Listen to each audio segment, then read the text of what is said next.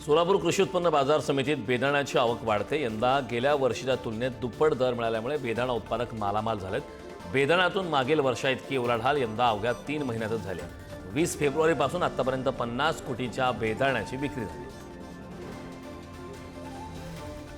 अंबरनाथ तालुक्यात खरीप हंगामातील फळभाज्यांच्या लागवडीला सुरुवात झाली। माळरानावर शेतकऱ्यांकडून फळभाज्यांची आळी तयार करून लागवडीस सुरुवात करण्यात आली।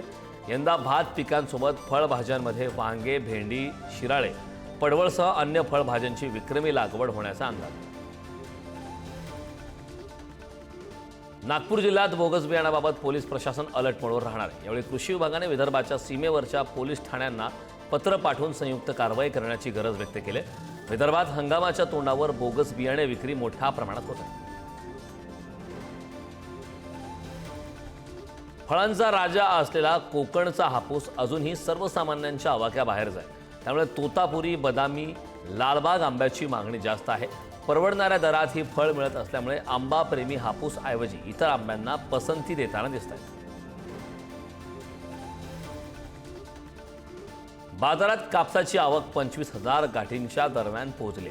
कापसाला सध्या सरासरी प्रति क्विंटल 7,100 ते 7,700 रुपयांचा दर मिळतोय। या दरम्यान कापूस बाजारातील आवक कमीच राहण्याचा अंदाज आहे। पुण्याच्या चाकणमधील महात्मा फुले मार्केट यार्डमध्ये कांद्याची आवक घटली। बाजारात सध्या कांद्याची 3,000 क्विंटल इतकी आवक झाली। गेल्या आठवड्याच्या तुलनेत ही आवक 900 क्विंटलने कमी झाली। बाजारात कांद्याला प्रति क्विंटल 1,300 रुपये दर मिळतो। उन्हाळ्यामुळे नवी मुंबईतील वाशीच्या कृषी उत्पन्न बाजार समितीत भाज्यांची आवक कमी झाली आहे। त्यामुळे भाज्यांचे दर हे चांगलेच वाढले। त्यातच उन्हाळ्याच्या सुट्ट्यांमुळे अनेक मुंबईकर मुंबईबाहेर गेल्यामुळे खरेदीसाठी बाजारात ग्राहकही नाहीत। परिणामी बाजारात मात्र शुकशुकाट पाहायला मिळतो। हिंगोली बाजार समितीत तूर उत्पादक शेतकऱ्यांची भाववाढीची प्रतीक्षा संपत नाही। मागील 4 दिवसाच्या तुरीच्या भावात आणखी घसरण झाली। त्यामुळे शेतकऱ्यांनी नाराजी व्यक्त केली, तर गेल्या वर्षीच्या तुलनेत तुरीच्या उत्पादनात घट झाली। देशात यंदा काबुली चण्याचं उत्पादन कमी झालंय, त्यामुळे दरही टिकून आहेत।